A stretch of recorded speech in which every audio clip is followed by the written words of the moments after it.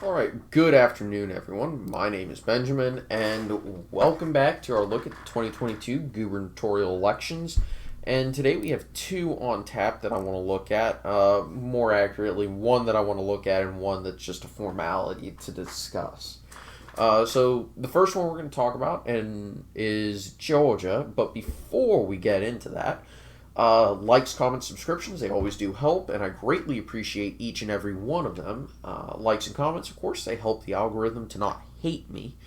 And so I do appreciate y'all feeding the algorithm. Um, and of course, subscriptions. I'd love to reach 1,000 subscribers by the end of the year. We're less than 140 away, so that would be fantastic. However, we have plateaued in the recent weeks, so share, hit the bell icon to get notifications immediately, and I would appreciate everyone helping out.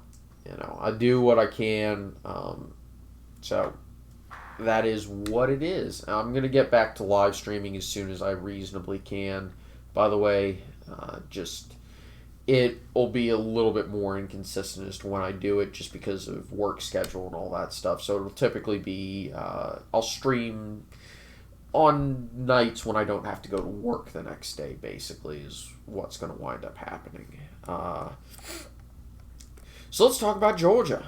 And it's going to be a very interesting general election. But the most interesting part is absolutely going to be the Republican primary, because right now Brian Kemp is not very well liked by a lot of Republicans, certainly outside of Georgia, and certainly within the Trump sphere. Brian Kemp is abhorred, and right now, from what I understand, Vernon Jones is kind of the Trump favored candidate. And to put it another way, Vernon Jones has already gotten endorsements from Rudy Giuliani, who I'm not sure I would advertise that. Michael Flynn, I would also not advise that. And a police commissioner from New York. Maybe I'd advertise that, maybe I wouldn't. That said, Brian Kemp does have the ball in his own court because he is the incumbent governor, and Vernon Jones was a Democrat until, well, last year. So the question is, does Vernon Jones really represent the Republican Party? Or is the Republican Party becoming more of a big tent? Don't, hey, think about it. A lot of prominent, well, not necessarily prominent Democrats, but there are Democrats who are saying, yeah, actually, I want in on this new Republican Party. Now you can say, well, why would they do that? And each and every Democrat who says they're going to become a Republican, well, they're doing so for their own reasons. Same with the Republicans who are switching over and becoming Democrats or are becoming independents. They're all doing it for their own reasons. A few other notes in the Republican primary is Doug Collins, the former senator, former candidate for Senate, and the former representative from Georgia's 9th Congressional District has declined to run, and Herschel Walker has also declined to run. Rumors are that he really is serious about running for the Senate seat, and the only polling I've seen involving Herschel Walker actually shows him polling ahead of Raphael Warnock. So that's kind of interesting for me. Going into the Democratic primary, you have a former mayor of Atlanta, Kasim Reed, and of course the internet's favorite candidate and the self-described incumbent governor of Georgia, Stacey Abrams. Yeah. God damn it. Really? Really? Really? And then you have a Libertarian primary with one candidate, so the Libertarian nominee, effectively. Shane Hazel, who is a former Republican. Why does that not surprise me?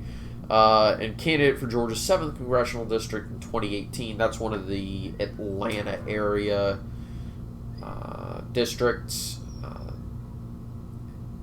And he was a Libertarian nominee for Senate in 2020. And I assume that was for the regular seat.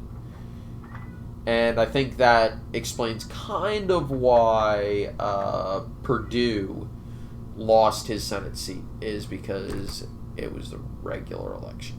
Yeah. So, Republicans, yeah, there's definitely some vote splitting going on that prevented Perdue from reaching 50%. How do I rate this one? Well, unless I have a damn good reason to vote to favor the party not in a seat, my belief is that I should err on the side of the incumbent. And this is no different. Some people will say, well, there's a damn good reason that you should err against the incumbent and say that the Democrat's going to win. And that is because the Democrats won all 3 statewide elections in 2020, president and both Senate seats. Well, we need to remember that Republicans in that Perdue in the general election won more votes than Ossoff did. He just didn't reach 50%. And in the special election, all Republicans combined had more than 50%. And of course, by virtue of that, beat all Democrats combined. And Biden only won by the narrowest of margins. Yes, the special elections were a bit of a unique situation. However, I really don't think Georgia Republicans are going to make that mistake again. They're not going to let some weird Trump theory screw up their turnout machine, and I think they're going to input a turnout machine, much like North Carolina Republican Party has done. But the other reason is their new law is going to wind up being in effect for 2022, and regardless of what Democrats say, I don't actually believe it is suppression. It's not that difficult to get a voter ID. By saying that, oh, black people, they are unable to do so, that's very demeaning to black people. It really is. Especially if they make comments where it's like, well, what if they can't figure out what counts as an ID? Are you saying that they're stupid? Because that's very insulting to black people. And there's so many other factors. Like, I really genuinely question some of the logic of the people who say that it's voter suppression because it's targeting minorities. I do get the sentiment that they're concerned about. I do, but I also think that they're not really reading the law. The law basically expands early voting. It just says, well, you need a valid reason to vote by mail. And not wanting to go to the polls is not a valid reason. You know, basically, are you sick? That's a valid reason. Or, like, are you severely ill? That's a valid reason. Are you currently overseas serving the country? That's a valid reason to vote, absentee. Because in Georgia, it's all absentee voting, not vote by mail. But it's a weird way to classify it. But basically, it's saying, listen, if you apply and have a reason, you'll be able to vote absentee. but you're not going to be able to just send it in and say, I'm voting by mail. The requirements are a little bit more specific than that, but that's kind of the gist of it, is saying, listen, you need a reason. And to the people who say, well, that's voter suppression, well, okay, but you're the same people who argue that another constitutional right being limited in the exact same way. Well, you need a reason to own a gun, or you need a reason to carry a gun. That's not a violation of liberty? Really? Really? Really? So, anyway, but the other thing it does after expanding early voting, as well as putting some small limits on absentee balloting, is it prevents party operatives from handing out water and food in voting lines. Says nothing to outside groups that may do it, or even poll workers from doing it. But partisan affiliated people on partisan business cannot do that. It's basically saying, listen, you can't try to buy votes by being kind in the poll lines. Leave that for charities, leave that for poll workers, leave that for good Samaritans passing by. It's not that difficult to understand. There's also a few other things, such as, I think, reaffirming the need to show voter ID, which is not racist. If you are specifically making it more difficult to get a voter ID, then we, in minority areas and not in others, then we can begin discussing whether or not it's racist, such as shutting down locations to get a voter ID. And by a voter ID, almost all of these laws recognize that a driver's license counts. Birth certificate, a social security card, well, most of them require them to be photos. So driver's licenses, military IDs, Georgia's concealed carry permits count because they are photo IDs, stuff like that.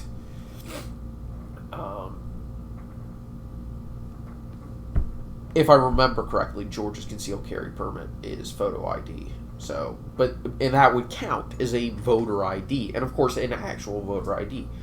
Every county has at least one Department of Motor Vehicles office. It's not that hard to go to the DMV and say, hey, can I get a voter ID? I would say you shouldn't be including a fee to get anything that would count as a voter ID in one of these states. I think that would be fair, because that would be tantamount to a poll tax, which is unconstitutional. So I would say pump the brakes a little bit before you do this, but I don't think people are going to say that it's wrong. And the majority of people in this country actually do support a voter ID being required to vote, or at least some proof of who you are in order to vote. Other than that, there's one or two other things that I'm forgetting at the moment, but from what I've read, none of it is voter suppression, none of it is racism, none of it is Jim Crow 2.0. If you honestly believe that, you're the type of person who would let somebody walk in, claim that they're someone, or just say, hey, I want to vote, you'd hand them a ballot. You wouldn't even check, are they a citizen? You know, are they a felon who is disqualified from voting? Are they too young to vote? Are they not registered to vote? Stuff like that. Have they actually moved states and are, you know, just coming back to cast a ballot to see if they can, you know? Stuff like that. I think not looking at it from the other perspective is making it much more partisan in this country. You know, a lot of Republicans aren't quite understanding what the fears of the Democrats are and why the Democrats are afraid of that those types of actions are going to happen. And there's a lot of Democrats who don't understand that there's a reason Republicans think that they need these laws. There's a reason why they think that there needs to be a more stringent voting process.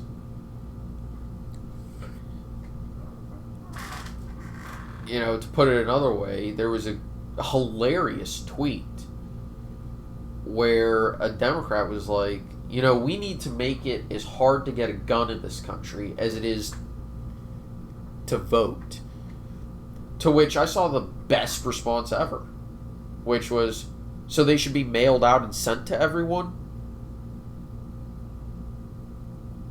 Because that's effectively what happened in 2020, was millions of people across this country got unsolicited ballots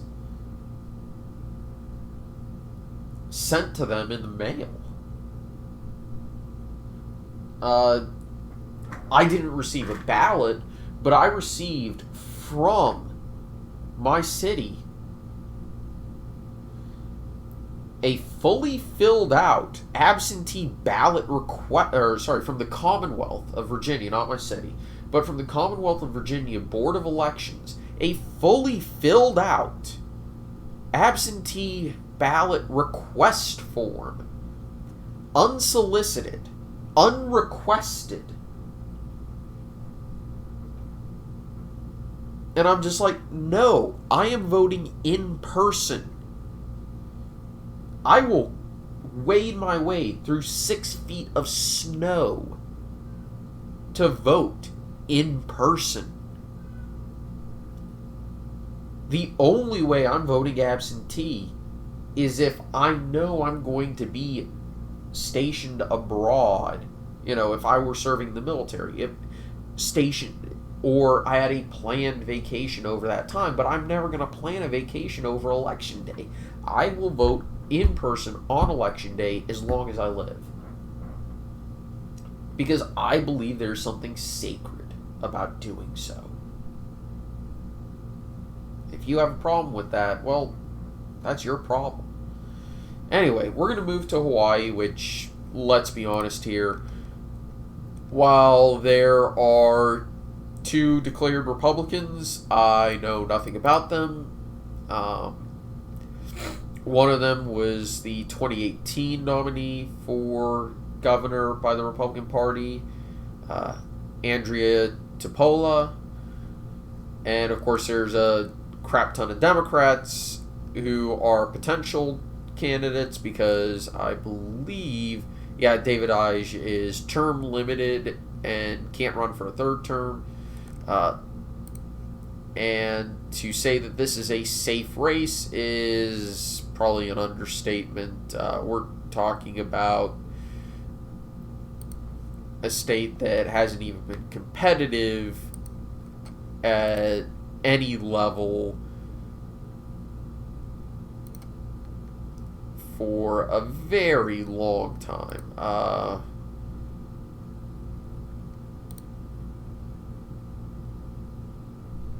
2002 and 2006. 2006 was the last time a Republican won, and that was Linda Lingle, and that was her 2nd term. In 2002, she won her first election, defeating current senator from Hawaii, Mazie Hirono.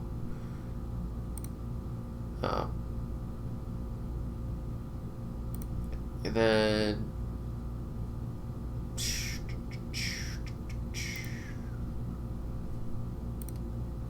then prior to that, prior to 2002, the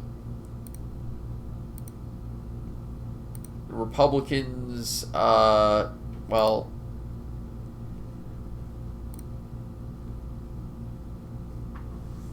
Well, the Republicans did actually have the first governor of Hawaii who won a very narrow election.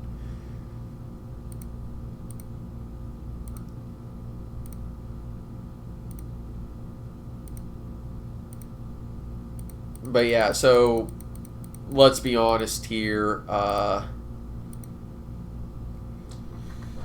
It's safe Democratic unless something really weird happens. And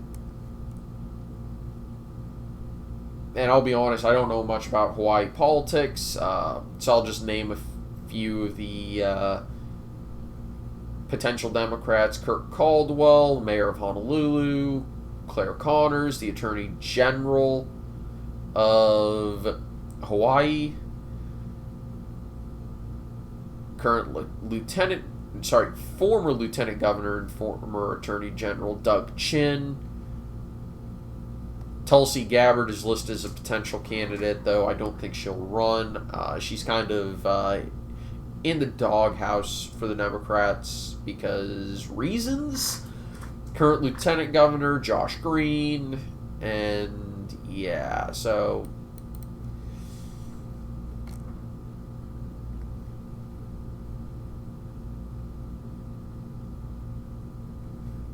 but that's really it. So yeah, it's safe for the Democrats, let's be honest here. Oh yeah, Georgia's rating. I'm going to tilt it towards the Republicans. It is absolutely a battleground race. And I'm sorry I went into a rant there, but it happens. So I'm going to say good night, everybody. Have a very, very lovely evening, and I will see you all next time. Bye-bye.